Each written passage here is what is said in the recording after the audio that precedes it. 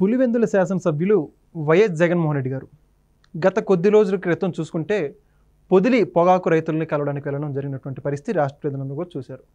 అయితే అక్కడ ఈయన పర్యటనకు వెళ్ళినటువంటి సందర్భంలో అక్కడ కొంతమంది ధర్నా చేస్తున్నటువంటి మహిళల మీద అదేవిధంగా పోలీసుల మీద కూడా రాళ్లదాడి జరిగినటువంటి సంఘటన రాష్ట్రం అంతా కూడా చూశారు. అయితే ఎందుకు ఆ విధంగా అక్కడ వాతావరణం సృష్టించాల్సిన అవసరం ఏర్పడింది? దానికి సంబంధించినటువంటి సీసీటీవీ ఫుటేజ్లో కూడా వైకాపా శ్రేణులు రాళ్ళు విసరడం ఫుటేజ్లో రికార్డు కూడా అవడం జరిగింది. మరో పక్క చూసుకుంటే గతంలో తెనాలి వెళ్ళినటువంటి సందర్భంలో ఓ కుర్రాడు అంటే వైసీపీకి చెందినటువంటి వ్యక్తి పోలీసు వాహనం మీద ఎక్కి వీరంగం చేసినటువంటి పరిస్థితి.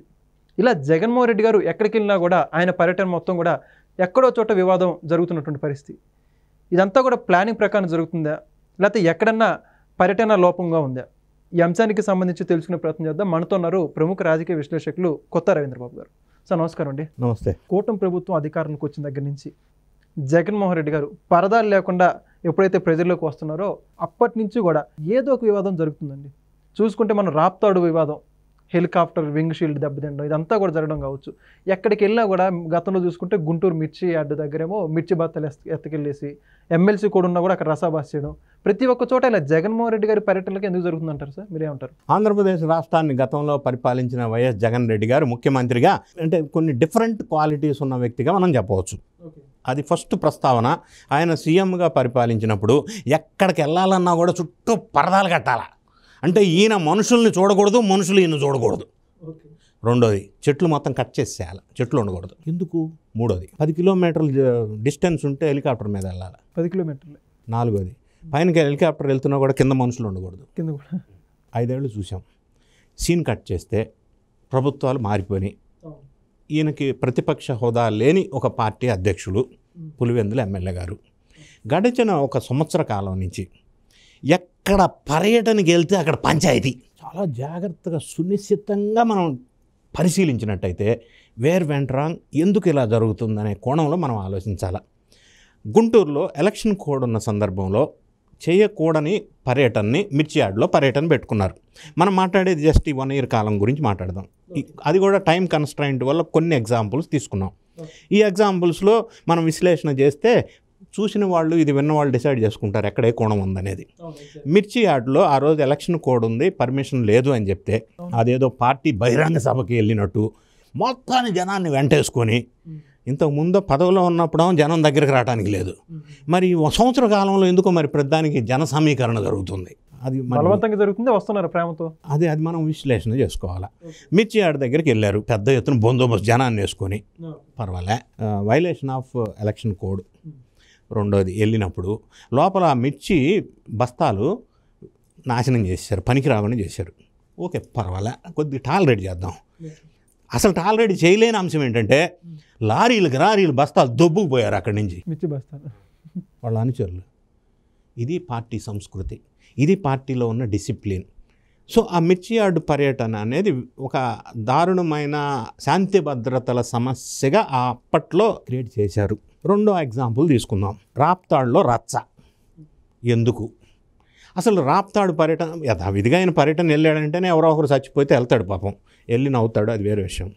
సరే, రాప్తాడు పర్యటనలో ఆ చనిపోయిన వ్యక్తిని పరామర్శించడానికి వెళ్ళాడు.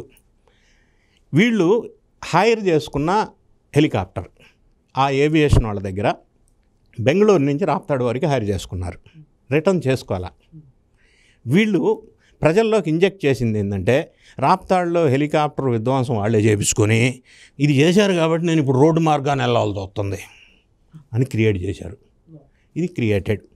రాప్తాడు హెలికాప్టర్ దగ్గరికి, హెలిప్యాడ్ దగ్గరికి రమ్మని ప్రజల్లో రెచ్చగొట్టి అక్కడికి పిలిపించింది ఎవరు అనేది ఇప్పుడు ఆల్రెడీ కేసు బుక్ అయింది.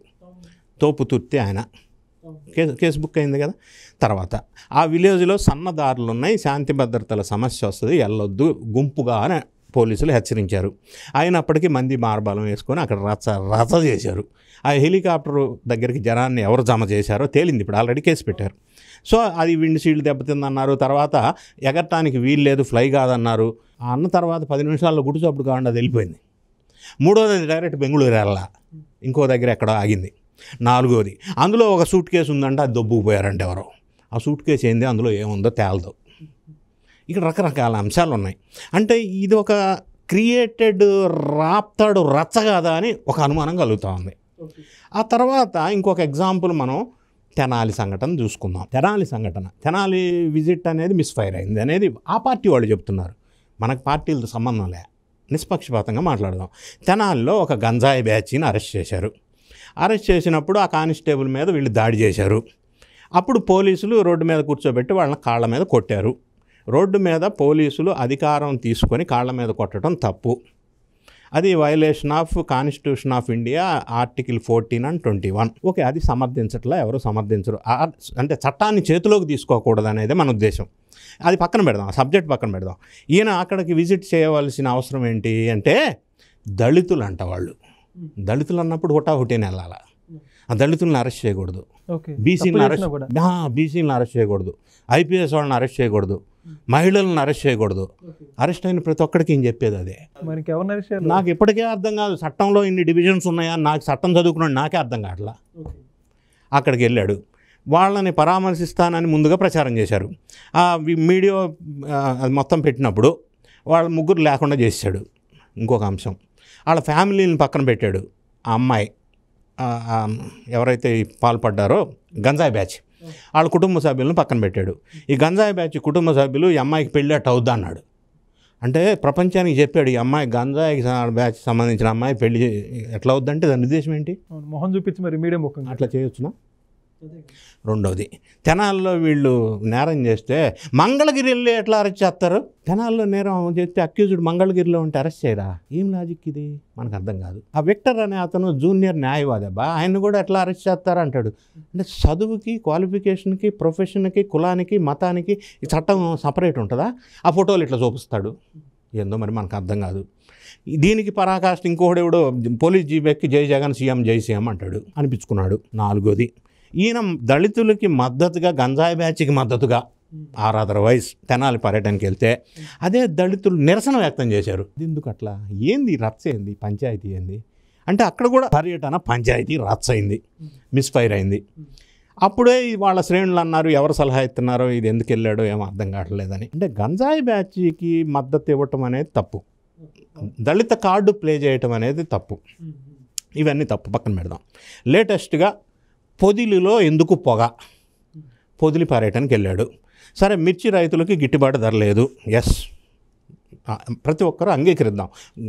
రైతులకు గిట్టుబాటు ధర ఉండాలా, మిర్చి రైతులకు కూడా ఉండాలా. అంత ఆ స్టేట్మెంట్ వరకు మనం యాక్సెప్ట్ చేయవలసిందే. కానీ ఆ పేరుతో ఒక పర్యటన పెట్టుకొని ఆ పర్యటనలో పంచాయతీ అయ్యే విధంగా ఎందుకు చేశారు? ఇప్పుడు ఈ పర్యటనకు ముందు ఆంధ్ర రాష్ట్రంలో బొగ్గుర మండుతున్న అంశం ఏంటి? అమరావతి వేశ్యల రాజధాని అని వాళ్ళ మీడియాలో వాళ్ళ మనుషుల చేత అనిపించాడు. అది స్క్రిప్టా వేరే, అది సపరేట్ సబ్జెక్ట్. అంటే ఆ జోలికి వెళ్ళట్లా, మనం టైం తక్కువ ఉంది కాబట్టి. అనిపించినప్పుడు ఆంధ్ర రాష్ట్ర మహిళలంతా పెద్ద ఎత్తున బ్లాస్ట్ అయిపోయారు. మనోభావాలు దెబ్బతిన్నాయిగా. రాజధాని అంటే అమరావతి అంటే 29 గ్రామాల రైతులు ఇచ్చిన వాళ్ళకి సంబంధించిన అంశం కాదు, స్టేట్ మొత్తానికి సంబంధించిన అంశం. మరి ఆంధ్ర రాష్ట్ర ప్రజలు, మరీ ముఖ్యంగా మహిళలు మనోభావాలు దెబ్బతిన్నాయి. వాళ్ళు ఉద్యమాలు చేస్తూ ఉన్నారు. సరే, అరెస్టుల పరంపర కొనసాగుతుంది. ఈ నేపథ్యంలో పొదిలి ఆయన వెళ్ళినప్పుడు ఈ మహిళలు నిరసన వ్యక్తం చేయడం కోసం ప్లాకార్డ్స్, బ్లాక్ బెలూన్స్ పెట్టుకొని శాంతియుతంగా నిరసన వ్యక్తం చేస్తున్నారు. వైఎస్ఆర్ కాంగ్రెస్ పార్టీ వాళ్ళు మళ్ళీ విధ్వంసం సృష్టించాలి కదా. పర్యటన అంటే విధ్వంసం ఉండాలి.